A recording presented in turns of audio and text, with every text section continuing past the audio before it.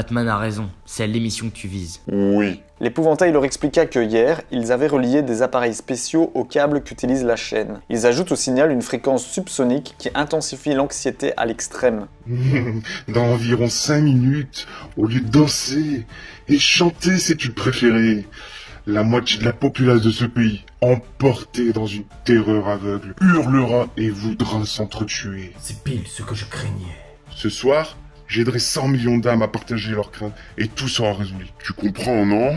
Nous sommes tous égaux face à la peur. Pendant ce monologue, Robin eut une idée. Il allait tenter une tactique toute simple qu'il avait vue dans un film. J'ai une question. Demanda-t-il à l'épouvantail. Comment il va faire pour me tirer dessus avec la sûreté enclenchée? Friday regarda son arme. Perdu. T'as regardé. Lui dit Robin en lui portant un coup au visage. Vu la tournure des événements, l'épouvantail alla droit au but. Il gaza Batman sans prendre le temps de l'annoncer. Morts! Ils sont morts! Dit Batman hystérique. Il se jeta ensuite sur l'épouvantail pour l'étrangler. Batman était en rage et serrait de plus en plus fort. Toi! C'est toi qui les as tués! Oui, tu les as tués, je t'ai vu! Et pour ça, tu vas mourir! L'épouvantail était liquéfié par la terreur. Il n'avait jamais vu une telle violence de la part de Batman. Il en était certain, il pouvait le tuer. Batman n'avait plus aucune retenue. Je t'en supplie, ne me tue pas. Pitié! Implora-t-il. Bien, d'accord. J'ai pris l'antidote il y a 20 minutes. Je t'ai fait peur, n'est-ce pas? Mesdames et messieurs, après 25 ans d'absence, voici les Beat Brothers! Batman et Robin avaient presque oublié que l'émission était diffusée. Nos justiciers se dépêchèrent d'entrer dans la salle technique où se déroulait la réalisation. Ils devaient stopper le direct, et maintenant! La voilà votre preuve. Coupez la retransmission. Bonsoir Amérique!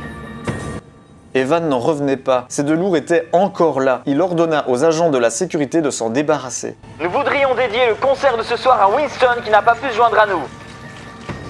Des vies sont en jeu, mais lâchez-moi! Dit Batman en se débattant. Place à la musique! Et pour commencer, un de nos plus grands standards.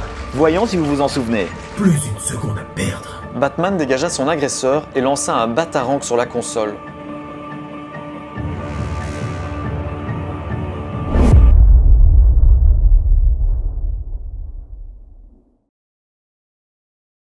C'était -1.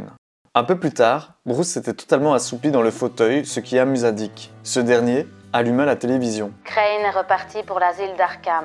L'attaché de presse des Beat Brothers a déclaré que l'attaque terroriste d'hier soir avait laissé le groupe en plein désarroi et remettait en cause la tenue d'un autre concert dans un avenir proche. Un détenu plutôt castard éteint la télévision. Il fixa ensuite Jonathan Crane, qui était plongé dans un récit de Stephanie King, une célèbre autrice d'épouvante. Il y a un petit truc que je veux te dire, Crane. Lui dit le détenu. Crane sursauta lorsque le type posa une main sur son épaule et la serra fort. J'avais vraiment envie de regarder ce concert.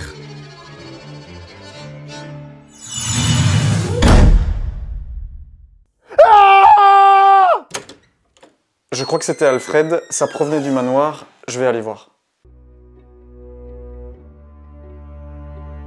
Ça a l'air sérieux, Bruce est descendu, Alfred est terrorisé, la cuisine était sans dessus-dessous. Il a dû se passer quelque chose. Le mieux est qu'on se revoie demain, je pense que j'en saurai plus.